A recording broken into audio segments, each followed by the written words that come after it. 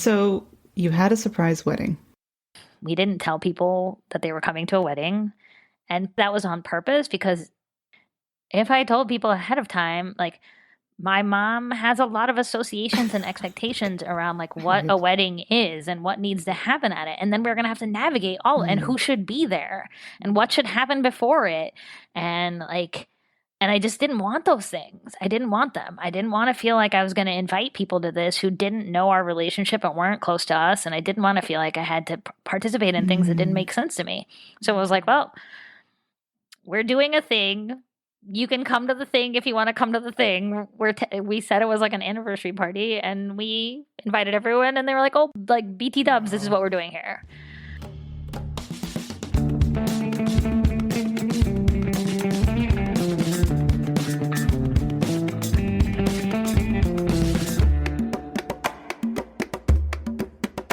Hello and welcome to Queer Everything, a queer of color podcast about thriving in the world while being at odds with it.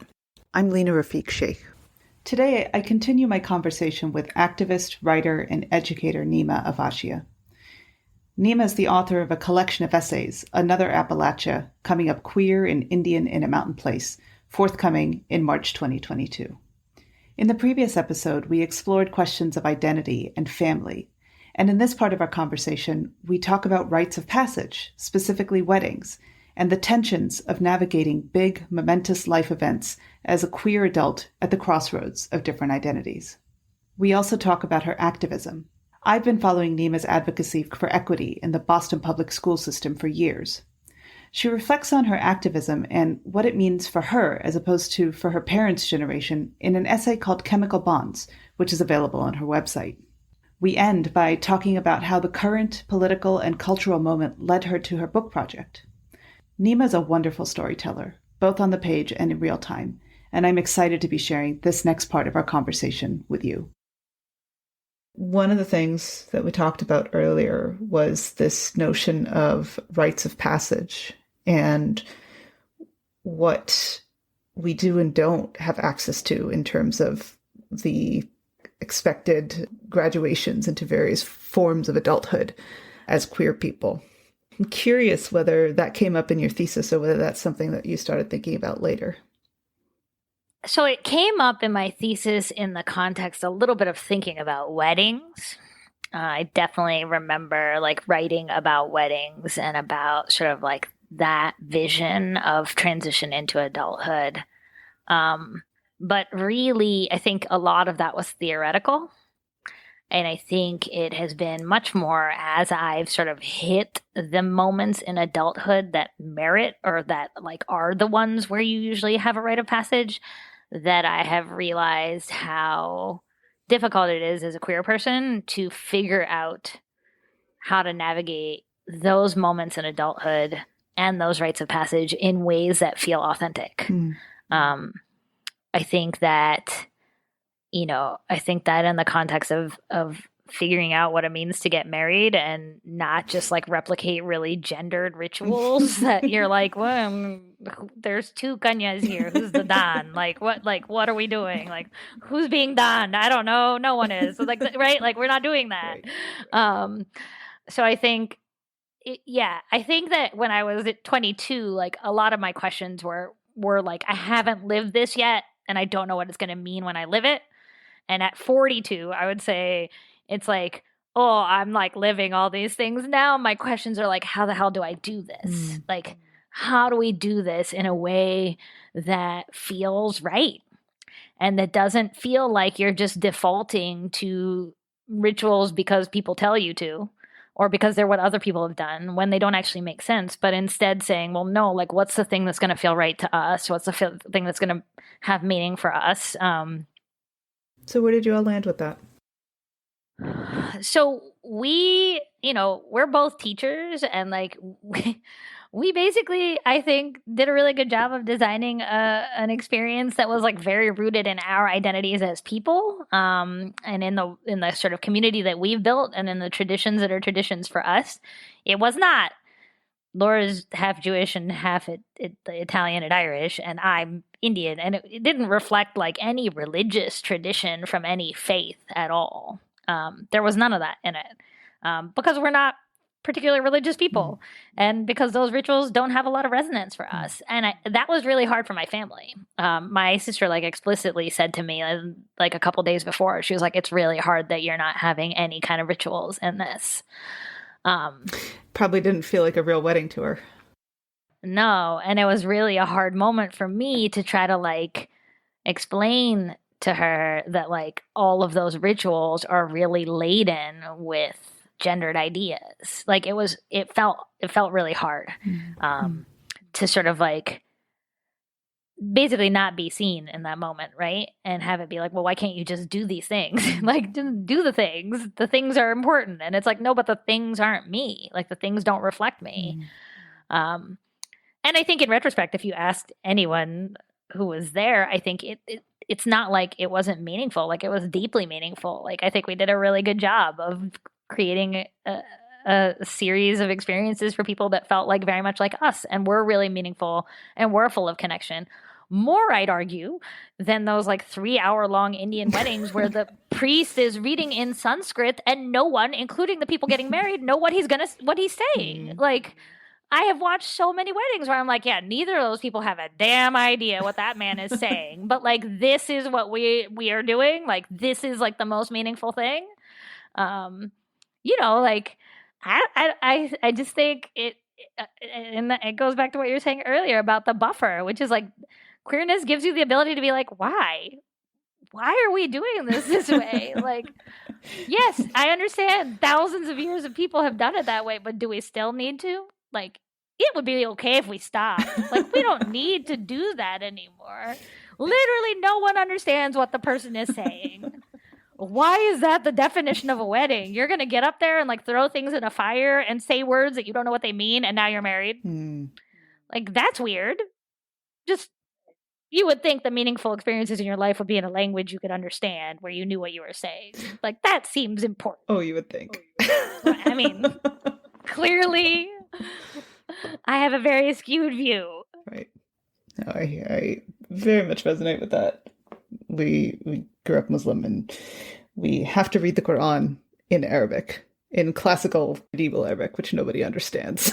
And that exists, I think, in every tradition, right? Catholic masses used to be done in Latin, and most of the people in the audience didn't know Latin. So it was like, okay, like, who's it for? Right? I think that question of who's it for is a question that's worth asking. And I think that for queer people, like, that question is easier to ask sometimes. I feel I have very similar experiences of deciding what meaning I was going to make out of these things that enter into or do in my life. And the process of trying to translate it to the people who I do have relationships with has always been interesting. I don't think that I'm, quote, married in the same way as a heterosexual person from Pakistan is married in, for instance, my dad's mind. Like, I just have this feeling that, like, okay, it's this simulacra almost, but it's definitely not the same. And I don't know how proximate it is either. It doesn't count. It doesn't count, certainly not in the same way. Yeah. Yeah, and that's where, like, the Neema of childhood, who would throw all the clothes on the floor and all the things out of the closets, is like, well, fuck, you're counting. Right? Like, I think you're 100% right. I think that about my relationship. I wonder, like, how does my relationship with my partner, like, accommodate into the brains of the aunties and uncles? And even my parents and my family members, like, how do they understand it? Like, do they understand it fully in the way that they understand heterosexual marriages and relationships? I'm not sure they do. And I also am kind of just like, okay, well, like, at what point am I, like, I can't make myself smaller for you. And nor can I spend my whole life explaining. And so I'm going to just kind of keep moving, and you're going to have to play catch up. Like, and you're going to do your best to catch up and go along. But I don't think you're wrong in feeling that way at all. I think that's a very real feeling. I think probably a lot of people feel that like,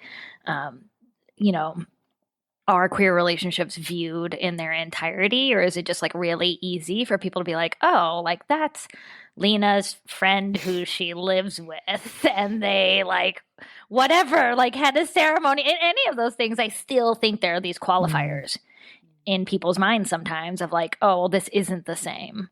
And my response is like, no, it's not the same. It's better, to be honest. But you know, you're not gonna understand that because like you're not in it, and you don't understand the ways in which actually like there's a lot of ways in which really toxic patterns can like not exist in queer relationships, and can also sometimes exist. It's not like they don't have toxic patterns or things like that, but there is an opportunity to figure out how to live in a different way, and be in relationship in a different way. And I think the permission or the ability to do that is sometimes not something that if people haven't experienced it, I don't think it's something they understand or are able to see. You're making me think of even the notion of what constitutes a good relationship. I have a very different notion of this than many of my family members. Yeah. I think especially like when you think about things like emotional labor or the mental load, or you think about just like what people are supposed to be to each other or do for each other, I think those things are cast very differently in like heterosexual relationships a lot of the time, in more traditional notions of relationship. And I feel really grateful for the ways in which like I don't have to adhere to those things. Absolutely. But I actually think like this is a place where I feel like there is some part of me that's like a little bit traditional and like a little bit not able to let go of everything. I wanted the documents. Like I wanted that. And I also felt like it was important, like in the context of like really changing political climate and all kinds of other things. Like I just think there are ways in which like having things on paper makes sense. Right. Look at what's happening with the Supreme Court right now. That's our reality. And that's scary. Like it's scary to think about a situation of returning to a time when like you couldn't go to see your partner in the hospital because you weren't. Yeah. You weren't. Right. Exactly. So like I think that's like an ever-present danger, unfortunately.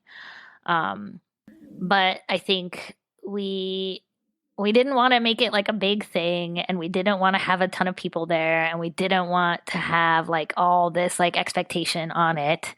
And so we basically said to people, we're having a 10th anniversary party. We'd love to see you there. This is the most formal thing we're ever going to do. So if you want to celebrate with us, like you should come to this. And that was it.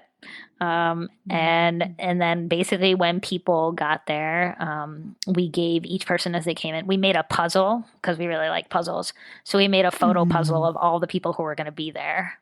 And then every person got a puzzle piece as they came in, and then they were like assembling the puzzle. And the middle 4 pieces were a picture of our rings and the wedding certificate, and we held them until the end. So we had those pieces in our pocket. And then when all the other pieces were on the puzzle and the middle was left out, we asked our parents to come up and put the last 4 pieces in the puzzle. And it was like, surprise, here we go. Like this is what you're here for.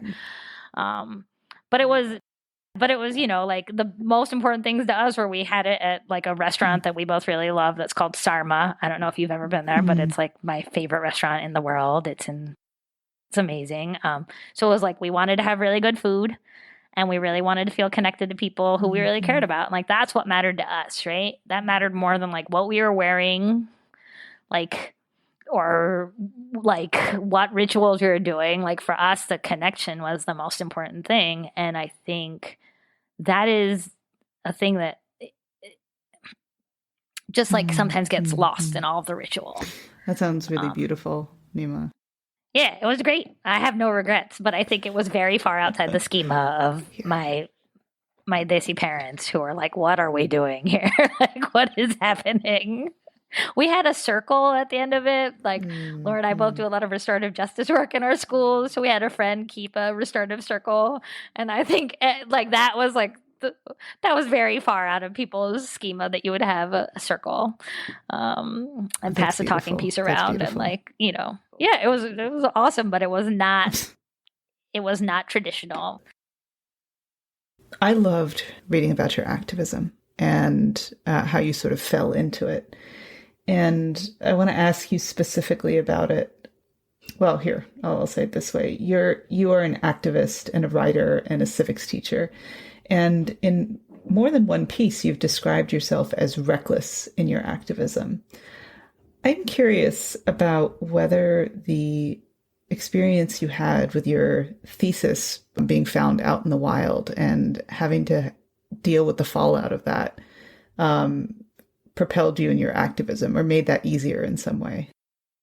I don't know if I would locate the beginning there. I think that was definitely a piece of it. Like, I think the tension of like what do people expect of you versus like what you're gonna do certainly surfaced in that moment, and that choice of like, okay, there's a choice of like staying in the bounds of what's expected, and there's a choice of sort of like living what feels true in this moment. Like, that's definitely an articulation, I think, of that tension that exists in activism, where like activism always involves stepping outside the bounds. So I think that was very true in that moment. I think that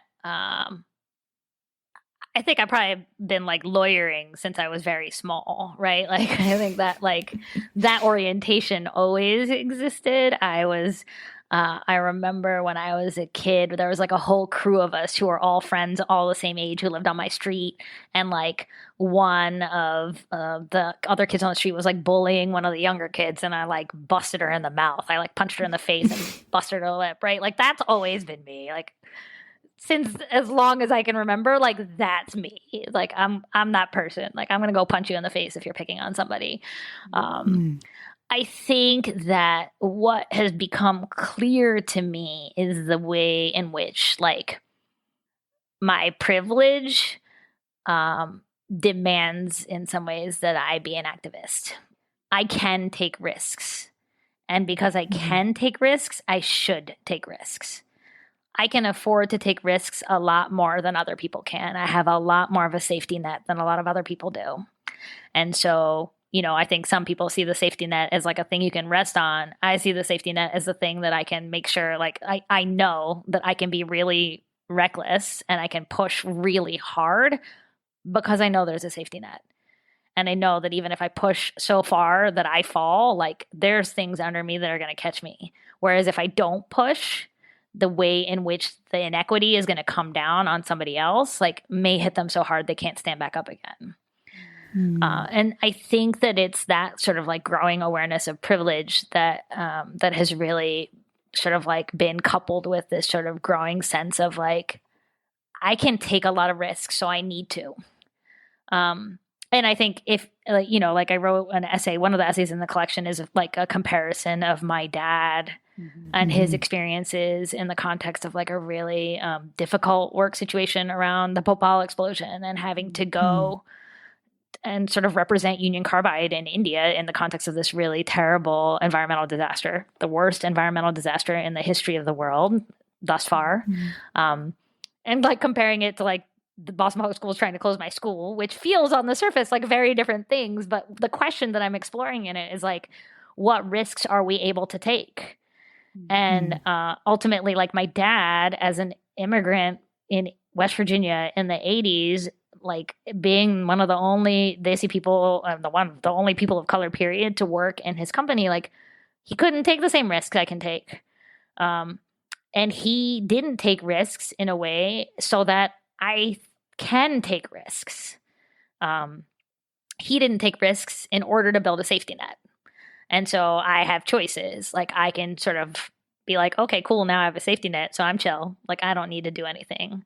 Or I can think about how that safety net is the very precise reason why I need to push.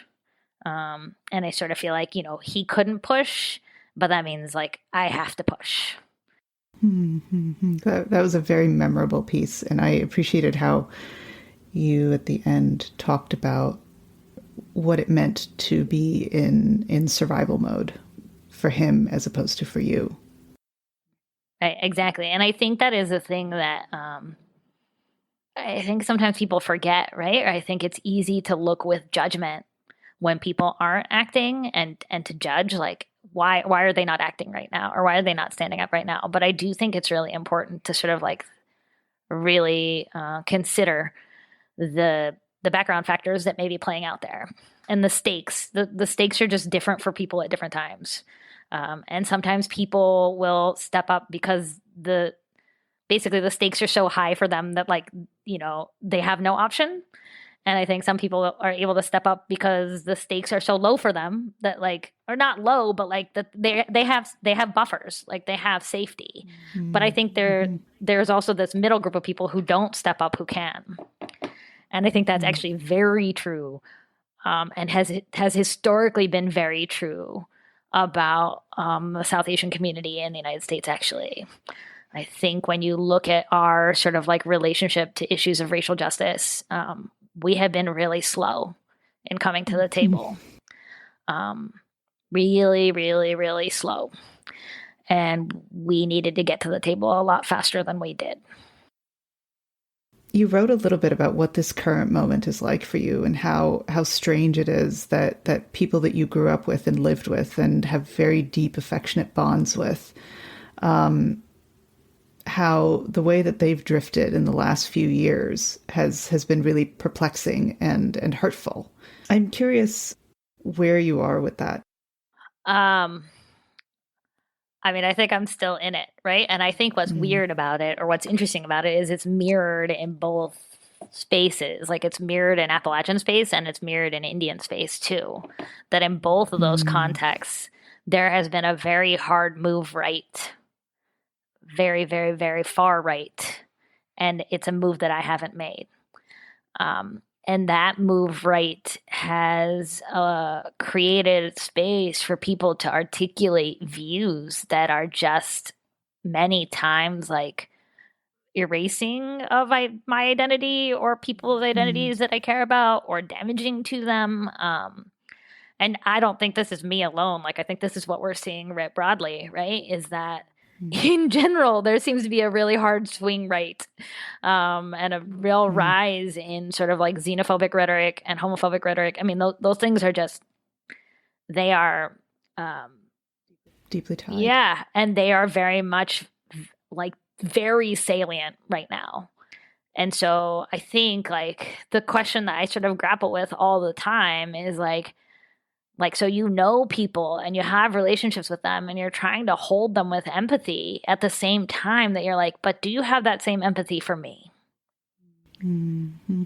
And like, I'm trying so hard to keep my empathy. And I'm like, but am I the only one doing this work? Are you doing it too? Or is it just me trying to be really empathetic and you possessing really fucked up views and having no empathy towards me? Like, I feel like I'm just like constantly in that cycle of like, I care about you, I grew up with you, like, have a lot of love for you, and like, oh my God, like, you can't be seeing me right now.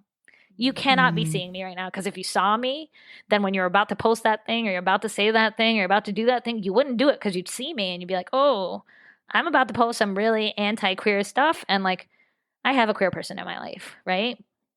I shouldn't do that thing. Like, so I think that, I don't know. My feeling is like that. I don't think is that people have lost sight of each other, because I think I can still see. But I think that the swing right is so intense that that certainly a large swath of the population of this country has lost sight of people who aren't like them. Mm-hmm. And I don't know how to resolve it. I think it's like the core problem right now is that people have gotten, and I think the pandemic made it worse, because then you literally don't see people. Like you literally only see their social media, right? So it's like people have been reduced, instead of being able to be like full, complex human beings who hold a whole range of views and who contradict themselves sometimes and who can do lovely things and hateful things. Like, we've all been reduced to like a few demographic characteristics. And then everyone is responding sort of like based on those things instead of based on like this like foundation of relationship that existed. So I think it's Like, I don't know how we reestablish the floor, but it's like we have to figure that out. Like, we have to figure out how to get people back in relation with each other if we're going to get through this, because right now everyone is just really reduced to basically like, what are the set of tropes that I'm going to apply to you? I'm guessing that the book project arose as a response to this. 100%. I started writing the book after the 2016 election. The book is not out yet. It's going to be released in March of 2022. I'm curious what the reception so far has been like to the things that you've put out there, the readings you've done. So far, it's been really good. I mean, we'll see what the reviews look like. I have a feeling there might be some 1-star reviews that come from people who haven't read it but just have feelings. So far, it's been really good, but I also, I would say I'm quite nervous. I'm actually most nervous, logically, I think, connected to the whole thesis experience. Like, I'm most nervous about my family's response. I did a reading a couple weeks ago, and my mom came, and I read an essay that was tough. It was like a hard essay about their experiences with race and mine and how different they were. And I was worried about how she was going to feel about it. But she actually really loved it and was like really supportive. And that was a really good feeling. But yeah, I don't know, like there's an essay in the collection that's all about like the idea of shame, and that talks about this whole experience of being shamed for writing that thesis, and like, how shame sort of pervades so much of the family dynamics in my family, and why are we all like just living our lives to making ourselves smaller to accommodate shame. I think that's going to be a tough one. Like, I think, and I also think I need to tell it, because I think that when I say that word shame, like, no brown person doesn't have a reaction. Every single brown person I talk to is like, fuck, yeah. Like, this is all we're doing, is like trying to figure out how to navigate shame, and who's going to feel shame right now, and who are we bringing shame to? And it's like, we got to talk about this. Like, we're not doing anyone any favors by like continuing to perpetuate these ideas that like it is okay to shame people into hiding who they are or into living a smaller life because they don't want to offend someone. And so I think like I'm scared, but I also feel like it's that shame trigger, right? It's like I'm writing about the same thing that my brain is like, but what are people going to say? But what are people going to say? And it's like, oh, like, this is a mess. Like, there it is. Yeah. That's it. Like, it's that same thing. I recently started carrying around in my bag a little mason jar full of mustard seed and salt, because like in my family, like that's how you keep the evil eye away, is you throw mustard seed and salt over someone's head. And I'm like, what am I doing? Like, I'm literally like, on one hand I'm like, fuck shame, fuck the evil eye, and then I'm like, here's my mason jar of salt and mustard just in seed. case. Yeah, just covering my bases. I love it. Just in case. You were motivated to write it after the 2016 election. Who's the audience you had in mind for it? I think the initial audience was me. Like, I think initially when I started writing, I was trying to make a meaning. Like, so it was like the 2016 election, and this book, Hillbilly Elegy, had just been published by this man named J.D. Vance. And he was like claiming, that this book explained Appalachia and why Appalachia voted for Trump, basically. And it was a trash book, and it didn't explain anything. And it was just a bunch of stereotypes pretending to be a memoir. It didn't reflect like where I grew up or the people I grew up with. And I kind of was like, well, I can be mad about, and also I was in Boston, and like everyone was like, oh my God, I'm reading this book, Hillbilly Elegy. It's amazing. And I was like, I hate all of you. Like, you don't understand. And I sort of was like, I can keep feeling that way, or I can start writing. And the interesting thing is, after that whole thesis debacle, I had stopped writing. I hadn't written from, that was like 2012, 2013. Like, I hadn't written for 4 or 5 years, basically, because it was just such a shaming experience, and it was so awful, and it was so awful for my parents. Like, they were so ashamed. They felt so like, I just was like, okay, I'm not going to do this anymore. So I'd stopped. And then the 2016 election happened and this book came out, and I was like, people don't understand.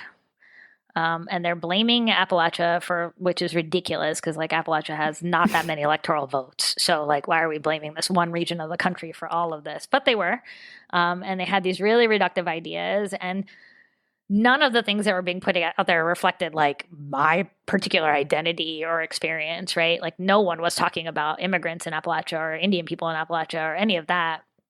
And I kind of was like, all right, like, I got to make some sense of this. Like, it's clearly not visible to anyone who wasn't there. And so my first audience was me, and like making it visible to myself on the page. And then it was about like, okay, I'm not alone. Like, there are other people like me. And there are other people like me my age, and there are other people like me who are a lot younger than me who are there right now. And there are people like my niece, who is a teenager and is a young brown woman growing up in Texas, who also needs to know like how you navigate growing up in spaces like that, and how you navigate identity. And like, I think in some ways it became about like creating some mirrors for younger people, and trying to really show how, like, what my path looked like and what I was grappling with, as a way of showing younger people like that there's a way through. And I would maintain, I think that's still for me the most important audience for the book, is young brown people, and young brown queer people in particular. And I think, you know, like I said, like a lot of my students are way ahead of the game from me. So I think sometimes they might read the book and be like, lady, you're late. Like, and that's fine. I want them to feel really good that they're in such a better place. I tell them that all the time. I'm like, I didn't have nearly that sense of self when I was their age. So if that's how they feel when they read it, I feel glad that they're validated, right? I do think, like, for me, those are some of the most important audiences for the book. And, you know, like, I got an email from a friend of mine who I grew up with, who's Desi, and he was like, I thought, like, our experience was so niche. He was like, I never thought anyone would care about our story. And he was like, I can't explain to you how it feels that, like, not only do people care about our story, but like, your book is going to be published. Like, tons of people are going to care about this story. Like, that's pretty powerful. And that to me feels like some of the most important, like, audience is the audience of being able to validate. I think, yeah, if you walk away from the book feeling like some part of you is validated, or like one of the intersections in the book is an intersection you live at, and now you saw it on the page, like that's kind of what I'm going for. Obviously, there's like a broader audience of like trying to educate people about Appalachia who don't understand it. And I think that's important, but I wouldn't say that's my motivation. My motivation is like the helping people who lived in that place or live in that place and are navigating those intersections feel seen. So I love what you say about the audience being young brown people. And as you were speaking about where your students are as opposed to where you or I were at their age, that's one element of it. As you were saying that, I was thinking about something else we touched on in our phone call beforehand. Navigating the tricky family dynamics and the idiosyncrasies in our cultural context around things like repair, mental health, just conceptually navigating things that there isn't a shared language for. You know? Yeah, literally not a shared language, right? Not words. Yeah. Not words. Yeah. Not words, not a concept for. You were saying about having sent an email to your dad. Like, there's so much important stuff that I've tried to, I wouldn't call them conversations. I've tried to. Deliveries. Yeah, deliveries, right? Things that I've like conveyed, right? And that I believe were absorbed because there was like at least some look of comprehension. Certainly no conversation and certainly no follow-up around that, right? And that's where I wonder whether, you know, even from the vantage point of people who came to realizations later in life or didn't have the benefit of honestly, the internet when we were 14 years old. That would have been very, very helpful for me. And there is this thing of what it is to navigate being part of a family, a culture where certain conceptual building blocks are just not present. So I'm curious if you're willing to talk about it, what you've rubbed up against. Yeah, I think that, that's even true about like the very act of writing a book. Mm-hmm. Yes. Women don't write. Women don't tell stories like that get published, right? Like women don't share family stories. Women don't talk about themselves. There's just all of that. Like basically, I feel like every part of this has been paradigm busting. And I think that there's a real exhaustion that comes with having to explain like each time you're breaking a paradigm.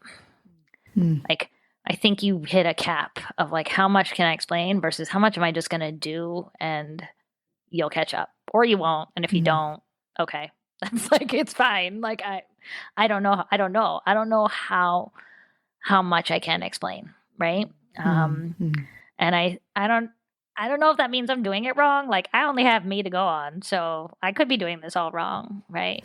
Young people listening to this, please don't think that this is like, oh, this is the way. I have no idea if it's the way or if it's just my way. But I think that there are some times where I feel like you just have to accept that, like, yeah, there's not the language, or yeah, this isn't a thing, and like we may really disagree about what's going to happen here, but I have to make the choices that make sense for me, and you're going to make the choices that make sense for you, and we have to accept that, like, that's the reality of the situation, right? So I go to therapy, right? That is not something anyone prior to me in a previous generation did, but I do. And you can have feelings about it, and you can have thoughts about it. You can think it's a waste of money. You can think mental health is a construct. You can think all those things, and you can not go. And I can think all the time about how, oh my God, it would really help if you went. But like, I can't make you go. Like I'm going to go because I need it. But I can't make you go, right? I think there is this space where when the gaps are so wide, sometimes you have to look at the gap and be like, I'm not bridging that. I can't. Like, I don't even know how to start. And so what I can do is like, I can build my side out as far as it goes by doing the things I know, like help me to take care of me. But like, if you are not building your side out of the bridge, like my bridge can only go so far. Like I'm not gonna be able to get all the way to you. That's not possible. Like it can't be building from one side. Like I'm never gonna get there. You have to be able to build some out. We all learn new words and we all are capable of learning new ways of being. And the question is like, do we care about other people and do we care about ourselves enough to make those choices? And I think sometimes people do and can, and I think sometimes they can't. So I think what I've had to sort of like think about a lot is like, when are the gaps bridgeable and when are they not? And being able to sort of be mindful of that or aware of it and recognize what's a gap I can bridge and what's a gap I can't is a constant process. That you're like always assessing, like, oh, is there some movement here? Okay, well, maybe we can move, right? Like, it's not like they're static things. My mom surprises me all the time. Like her sort of like ability to sort of evolve and develop and like read things and think about things differently because of things that I read or I share with her, things that she reads, things that I write. Like she's building her bridge. And I feel like that is really powerful to see. And I also see lots of cases where people are not building. And so like, again, like who do you like put your energy into? And how do you focus your energy on the places and spaces and people who are, again, giving you something back? I think that's a really important lesson for young people to learn, but in particular, queer young people to learn, which is like, it's not always going to come from where you want it to. The people you might want most to build the bridge, they might not. But there are going to be other people who are going to want to do that with you. And like, if you feed those places and those relationships, like they can have a lot of meaning and they can be really important and they can give you a lot. And so, what does it look like to protect yourself a little bit and say, and like be able to see when the bridge is only being built from one side, like, and say, wait a minute, like I can't keep doing this. I can't keep throwing these rocks in the water because like you're not doing the same thing. Because we end up, I think, sometimes putting a lot of energy into people where it's like we're not getting anything back, or what we're getting back is harm. And that is just really, really hard in the long run. I think that is just such a precise articulation of it. This thing you described of knowing where to put your effort and where it's not going to give you back anything. That was the lesson that turned me into an adult, letting go of this notion that I could change people, or if I could just X enough, then it would be all right. Right. Yeah. I think that's actually accurate. I like that as the defining, like more than a rite of passage or a ritual, like that understanding. Yeah. I think maybe is the thing that helps you to transition from being a young person to being an adult. Neema, I've really enjoyed talking to you. I just want to say thank you for the opportunity. It's been fun to talk and fun to think a little bit more about these questions. If people want to find you, learn about you, learn more about your work, what are the best ways to do that? Best ways are you can find my website, which is www.neemaavashia.com. It's just my name.com. Or you can find me on Twitter at Avashia Neema. Wonderful. And when's your book coming out? March 1st, 2022. So very soon. I'm so excited to read it, Neema. I'm excited for you to read it. I'm excited for everybody to read it. Excited and nervous, but we'll focus on excited. Thank you so much, Neema. You bet.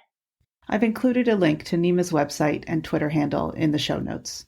Her book, Another Appalachia, Coming Up Queer and Indian in a Mountain Place, is available for pre-order and will be out from West Virginia University Press on March 1st, 2022.